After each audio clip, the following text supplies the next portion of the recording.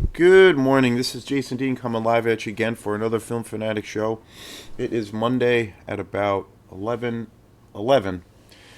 Nice to see the sun. It was a pretty rainy and kind of dreary weekend right through Saturday and Sunday and part of Friday.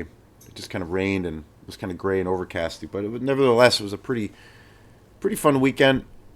Want to thank everyone who came out on Saturday. We played a quantum show, and it was super fun. We played at Hey Sailor. We opened up for the Ravenettes, which is a band which they're from like the Portland, Maine area. Super cool, kind of indie punk band. A little bit of surf thrown in there. Definitely indie rock and pretty raw. And we did a quantum set before those guys played, and it was super fun. So it was really cool that some friends and folks came out, and I really love that place. I've been fortunate enough to play at Hey Sailor a lot this year, especially this winter. It's literally like about 5 or 10 minutes from my house. 10 minutes from my house, so it's been really cool. Well, to kind of be gainfully employed for the winter because we live in a seasonal place, but and then the other aspect is it's just been a lot of fun, and it's been really cool being involved with a place and a venue that is kind of still working things out. It's still to a degree, I think, in its infancy, and it's starting to kind of develop more and more.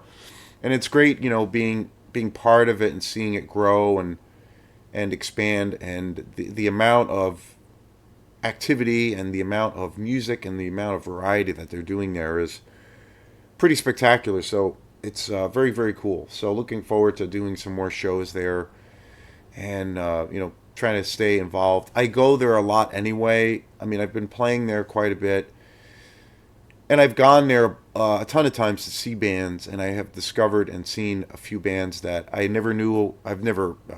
It was my first time hearing about them and seeing them, and very cool. So, and they all. The main thing about Hey Sailor, which I think is so awesome, is that they really kind of showcase and give a really cool platform for all original music. Pretty much everything I've seen, maybe with the exception with one band, really, it's all been original material, and it's great. So to me, that's the most important thing, and because at the end of the day, if you like something, if you're a writer of music or performer, I think at the end of the day, that person, if they're performing their own original material, it's kind of the calling card. It's like, okay, here you go, and people might like it or they might not.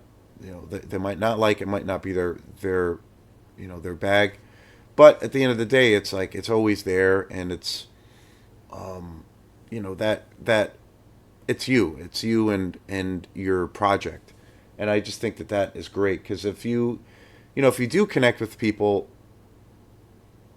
and you're doing your own thing, your own original content, your own material, if you do find where you are connecting with people and you get some really good feedback, to me it's like the best feeling in the world because you can't do everything yourself. You need to have encouragement. You need to have to see that there is to a degree something viable out there, and obtaining and building a relationship with an audience. It's a very cool feeling. It's a different kind of a thing. Bands that play covers and all those things, like that's one thing, and that's nothing bad to say about that or negative about that because I still do that. But at the end of the day, for me, it's all about original material, and if you can resonate with people or not, I just think it's a great thing to be able to have a space that cultivates that. So I've been doing a series of videos. I didn't do one yesterday. I didn't really have the time. I think I did one. I did do one or two. I think I did two on Saturday, and yesterday I didn't get a chance to do any videos. was a little bit on the busier side. Sometimes Sundays are pretty busy, but um, I'm always thinking of new ideas, and I'm always, for the most part, I have a movie always picked out, set aside for something that, for a future show. So today is an example of that. I had gone to Bull Moose about a week ago up in Bangor, and I've been really getting into this filmmaker who I just think is just amazing, and that is Bob Clark. Just such an awesome director. I mean, you talk about a director who can do multiple genres. He can work in the kind of the grindhouse exploitation world, but then successfully cross over into like big budget Hollywood films like Bob Clark. And three movies of his that I own are Death Dream, which is going to be today's show, and I just bought it. I had never seen it, never even heard of it until very very recently. Children Shouldn't Play with Dead Things, which is one I did, which is a movie I did a show on a while back, and then also Black Christmas, which is probably the most important slasher movie ever made all around. And he also went on to make movies like Christmas Story, which is like a beloved Christmas movie that we all know, we all grew up watching, a big budget Hollywood film, and it's like it's like eating a slice of American apple pie. It's like everybody knows of that film. So it's wild that he can go from doing these like super low budget, dirty and gritty exploitation movies, and then later on in his career he crossed over into doing these like really good family movies or Christmas movies that were big Hollywood productions. It's wild. And I did a review a few weeks ago on Children Shouldn't Play with Dead Things, and I think I've done two shows on that movie, and that movie is quite honestly just a masterpiece. I've talked a lot about Black Christmas, which is again just another masterpiece. The probably in my favorite genre being the slasher genre in the world of horror exploitation. I have said more than once, quite a few times actually, that I think Black Christmas at the end of the day is probably the most important slasher movie in the genre. I think it really defined the genre. There were movies that came out before it that were obviously slasher films or had aspects of it of what we would know and understand to be the slasher genre, especially the giallo films that came out in Italy that came out before Black Christmas. But I think Black Christmas was different because to me it was a fully realized and fully formalized style of a new kind of subgenre, and that is the slasher genre. So I really feel that Black Christmas was like the first movie to really, really lay out the blueprint for what would become and what was then to become known as the slasher genre. And so I bought that movie. It was last year. I've done a couple of shows. Adrienne Lynn was a guest on the show, which was really awesome. She was one of the stars of Black Christmas. And I also bought, not that long ago, I bought Children Shouldn't Play with Dead Things, which is just a masterpiece. That video has not been up all that long. It's relatively new, but definitely check it out. Definitely check out that movie. That movie is so unique, and it is easily one of my favorite movies now. I've said a lot of times that I did a show probably a few weeks ago where I talked about it came to about 21 movies, and I wanted to make a top tier list of my favorite horror exploitation movies all time. And I had like the first 5 to 7 movies definitely in my head, and also to a degree in a certain kind of order. The rest of the movies that I had were not in any particular order, but they were just movies that I found myself watching them over and over again, and they were just kind of part of this unspoken kind of tier list, or just my favorite go to movies. So, and again, one of the things I talked about, I don't usually do shows like that because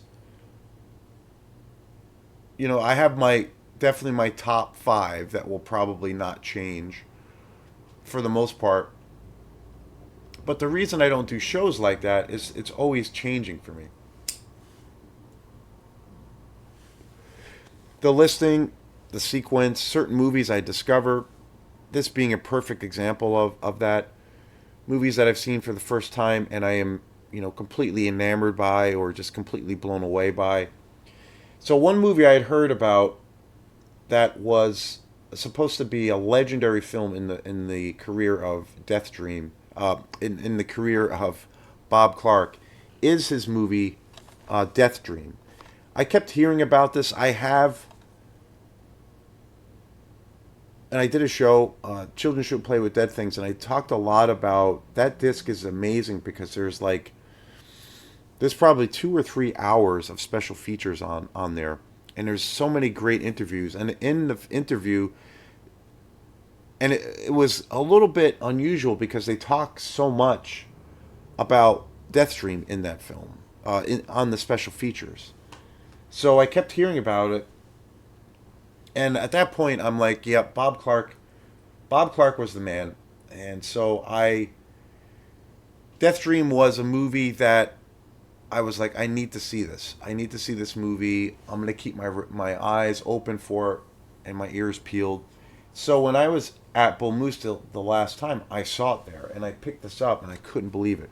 It's got it's a 2 disc set. There's a Blu-ray version and then also a DVD selection, DVD copy, and there's tons of special features. I started watching most of the special features last night, and this movie came out in 1974. Yeah, 1974. The cast is simply spectacular. Alan Ormsby, who was a director but mostly a writer, and he worked with Bob Clark quite a bit. He was the writer of Children Don't Play with Dead Things, or Children Shouldn't Play with Dead Things. He was also the star.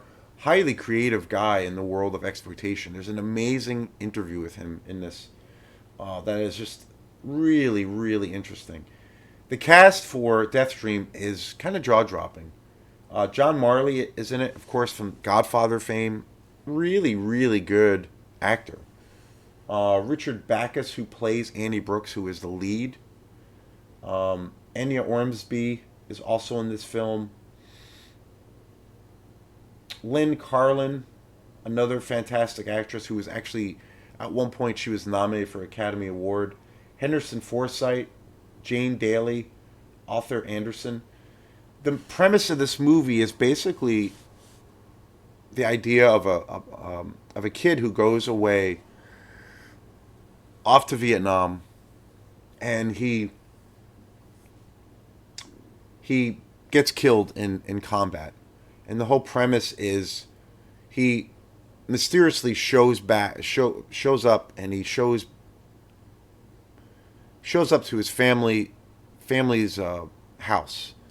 He basically comes to the house after the family was informed that he died, and he is clearly not the same person, and there's a lot of mystery as to why he's back, how he's back, and if he is essentially still human.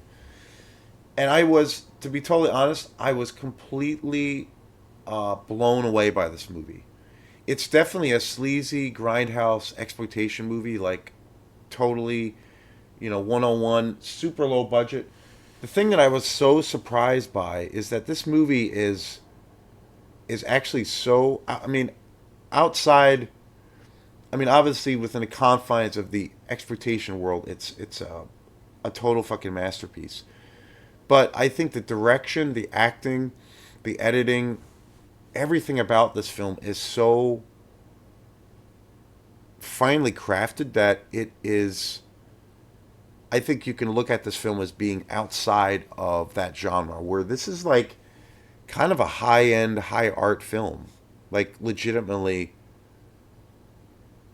a really incredibly well made movie. It's not just a schlocky exploitation movie that has qualities of it that are really entertaining and a lot of fun, and it's gory and it's disturbing and weird and very sexy and perverted, all the things we love about exploitation, which it has all that it has all those qualities, but it's so elevated, and the performances, the writing for this movie is just absolutely incredible.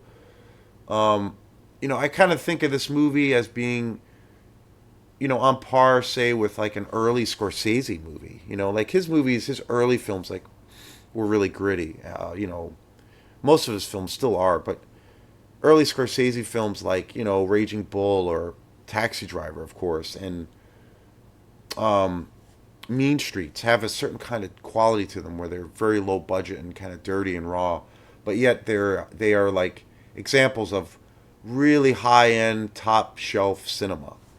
So they're in that kind of murky, independent world, but they're so massively crafted that they're I kind of consider them to be those movies I mentioned to be like American. You know, they're part of the American movie classics. They would be put in that time capsule, and I honestly think Death Dream is up in that, could be included or should be included in those kinds of films, and also the films of that kind of stature. I was blown away by it. I thought this movie was going to be, a little bit more on the schlockier side, and yeah, basically, I thought it would be not as serious as it actually is. And this film is deathly serious. Like, the tone of this movie is so intense, and it really goes for the jugular. It really hits home. This movie, it's very much about. It's really about the horrors of war. It's definitely I think Bob Clark and Alan Ormsby, who wrote the film, I think, and he's actually in the film too. I think they really were out to make a political statement with this movie. Meaning I think this film is definitely an anti-war film, but it also deals with class warfare. But I think essentially it's an anti-war film. But it's so brilliantly directed and written that it never feels overtly heavy-handed. It never does. It never feels, for all intents and purposes, it doesn't. It never comes across as preachy, or kind of telling you, well, you need to you need to believe things that you need to look at things this way because this is how they actually are, and you need to kind of agree with our kind of anti-war stance. It doesn't do that, even though I think that's what this movie is about. And from what I've read in interviews and special features about this movie, it definitely was kind of the intent of the movie. But again, it was so tastefully done, so well executed, that it's not a turnoff. It's never too heavy-handed, and it's a brilliant fucking film. I think from out of all the films I've seen of Bob Clark, and I own about 3 or 4 of his films, I would, and I would have to say Black Christmas. I mean, it's tough because those 3 films especially are just masterpieces. But between Children Shouldn't Play with Dead Things, Black Christmas, and now Death Dream. But I don't know. I think from if you're looking at Death Dream from just purely the director, like how well something is directed, and just the quality of it overall, I probably would have to say Death Dream is probably the highest, most well crafted film of his career that I've seen. There's obviously some films of his I have not seen. He's mostly Bob Clark was most well known for these 3 films. This was his first film, and holy shit! I mean, this movie is a fucking powerhouse. Talk about hitting it out of the park. A lot of the times, when you hear about films that do that, where the director comes out, all guns blazing. A lot of times you hear an example of, like, say, Reservoir Dogs being, that's what that film was for Quentin Tarantino as a director, and also his career. I feel like Death Dream was that way for is that same thing for Bob Clark's career. Yeah, and I was amazed on how, because I just finished up not that long ago watching Children Should Play with Dead Things, and that movie is so silly and ridiculous and psychedelic and spooky. It's so fun. It's super campy. But I was just blown away by how serious this movie is. How Death Dream is just like, it grabs you, and it does not let you go for the entire time. And how well and how high uh, the qualities of this film, especially with Richard Backus, who plays Andy Brooks, who is the lead, who plays this kid who comes back from Vietnam under these very mysterious and strange kind of circumstances, and kind of comes back to his family. Just amazing, amazing. I can't recommend this movie enough. I was totally blown away by this. I've never seen this movie before. I'd been hearing about it, and I was super excited when I saw it in the Apple Moose. One of the greatest exploitation movies ever. Again, now if I was to make another list, a top tier list, this would have to be on it, because I was just so blown away, and I just saw this for the first time. This is a beautiful, beautiful package, of course, and it was put out by Blue Underground, one of the best boutique companies out there. What a masterpiece! I can't recommend this movie enough. It's actually, not only is it just an incredible exploitation movie, and it's very much a horror movie also, and it's very disturbing, very disturbing. It's such a great character study. It really is. It really is. It's so well written. So, yeah, Death Dream, 1974. Quite honestly, it's simply a masterpiece. So thanks again, and we will see you next time. Peace.